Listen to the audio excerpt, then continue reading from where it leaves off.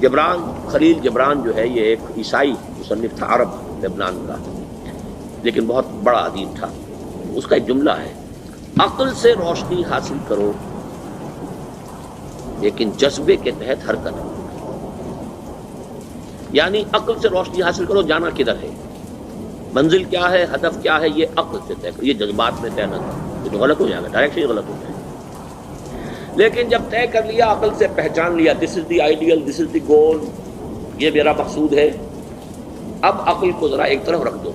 اگر عقل کو رکھے رکھا یہ چلنے نہیں دے گی، یہ کہے گی کہ ذرا سوچو تو صحیح، بیوی بچے ہیں، یہ ہے، گھر بار ہے، یہ عقل تو پھر یہ سکھائے گی. عقل کے معنی باندھنے کے ہیں، معلوم ہے آپ کو، عقل کے معنی باندھنا. اقال جو یہ عرب لوگ اپنے سر کے اوپر یہ لگتے ہیں، اقال یہ کیا تھا اصل میں؟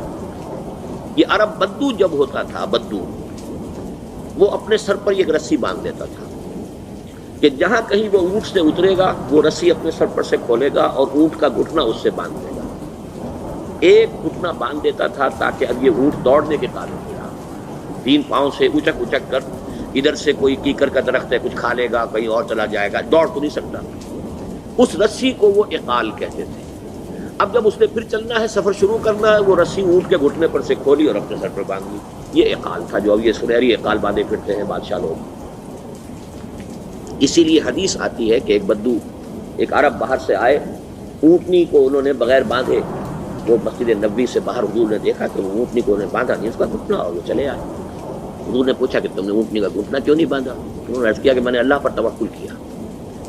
تو حضور نے فرمایا یہ غلط ہے، اعقلھا ثم توکل، پہلے اس کو باندھ دو پھر توکل. اسباب اور وسائل و ذرائع کا استعمال یہ تم پر لازم ہے، لیکن توکل اس پر نہ کرو، توکل اللہ پر.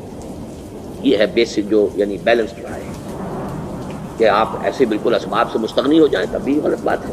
آپ do what ever you can do, لیکن یہ کہ اس کے بعد یہ نہ سمجھو کہ میرے اس کرنے سے کچھ ہو جائے گا، یہ میرے وسائل اور ذرائع سے کوئی نتائج نکل آئیں گے، نتیجہ اللہ کے ہاتھ میں. تو اعقلھا ثم توکل، یہ اعقل عقل کے معنی باندھنا، پہلے باندھو. تو اگر چلنے میں تو عقل کو ایک طرف رکھ دو.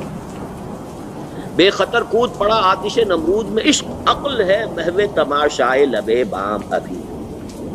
عقل تو نہیں اجازت دے سکتی تھی حضرت ابراہیم کو کہ کود جاؤ آگ میں. عقل تو یہی کہتی نا کہ بابا جان خامخواہ دینی ہے، اگر تم اپنے آپ کو بچا لو گے، اس وقت کوئی ہیلا کر لو، کوئی تھوڑا سا نمرود کی خوشامد کر لو، چھوڑ دے تو پھر اس کے بعد توحید کی دعوت دینا. لیکن یہ کہ زندگی ختم ہو گئی تو توحید کی دعوت کون دے گا؟ عقل تو یہ سکھاتی نا، پٹی پڑھاتی. لیکن بے خطر کود پڑا آتش نمرود میں عشق، عقل ہے محو تماشائے لبے بام ابھی.